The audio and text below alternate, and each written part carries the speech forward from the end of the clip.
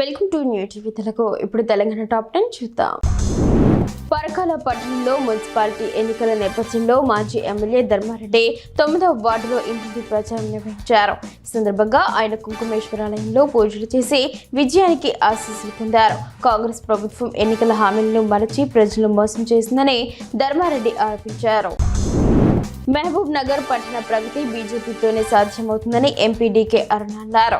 23వ డివిజన్లో BJP corporator అభ్యర్థి ప్రవళిక శ్రీకరి తరపున ఎన్నికల ప్రచారం చేపట్టారు. కేంద్ర నిధులతో వార్డులను ఆదర్శంగా తీర్చిదిద్దామని, ప్రజలకు ఏ కష్టం వచ్చినా అండగా ఉంటామని ఆమె హామీ ఇచ్చారు. నిజామాబాద్ నగరంలోని కొన్ని షాపింగ్ మాల్స్ ఆఫర్ల పేరుతో కస్టమర్లను మోసం చేస్తున్నాయని ఆరోపణలు వెల్లువెత్తాయి.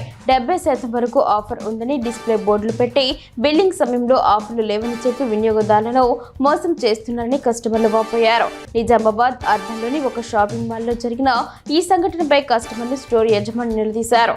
ఇలాంటి మోసాలకు పాల్పడే వారిపై కఠిన చర్యలు తీసుకోవాలని వారు డిమాండ్ చేశారు.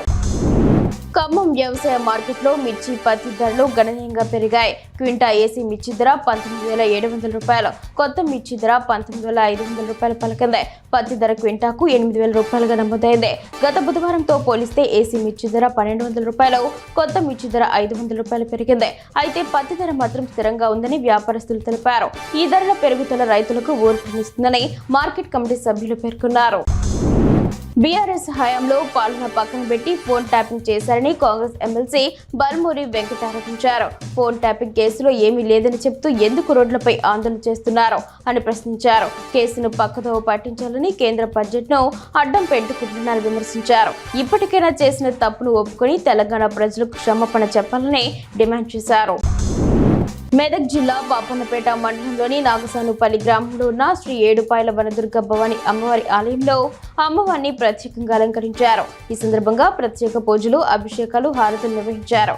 భక్తులు అధిక సంఖ్యలో తరలివచ్చి అమ్మవారి దర్శనం చేసుకున్నారు.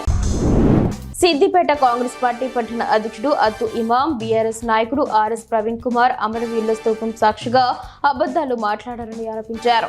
సిద్దిపేటలో ఆర్ఎస్ ప్రవీణ్ కుమార్ వ్యాఖ్యలకు నిరసనగా అత్తు ఇమాం ఆధ్వర్యంలో కాంగ్రెస్ నాయకులు అమరవీరుల స్తూపానికి పాలాభిషేకం నిర్వహించారు. ఈ సందర్భంగా అత్తు ఇమాం ప్రవీణ్ కుమార్ పై తీవ్ర విమర్శలు గుప్పించారు. మనుగూరు మండలం సమితి సింగారం గ్రామ పంచాయతీ కార్మికులు పంచాయతీ కార్యాలయం గేటు ముందు కూర్చొని తమ నిరసన చేపట్టారు. కార్మికుల జీతాలు వెంటనే చెల్లించాలని, ప్రభుత్వం తమను ఆదుకోవాలని వారు పెద్ద ఎత్తున నినాదాలు చేశారు.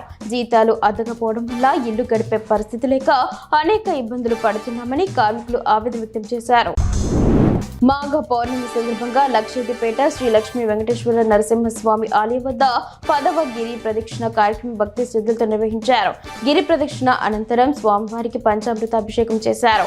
ఈ కార్యక్రమంలో భగవద్గీత, హనుమాన్ చాలీసా పారాయణం, శివశంకర భక్త మండలి ఆధ్వర్యంలో భజన కార్యక్రమాలు జరిగాయి. పాల్గొన్న భక్తులకు అన్నప్రసాద వితరణ చేశారు. కామారెడ్డి జిల్లా బిజ్కుంద మున్సిపాలిటీ పరిధిలోని కందర్పల్లి గ్రామంలో మున్సిపల్ ఎన్నికలకు 4 అభ్యర్థులు పోటీ పడుతున్నారు.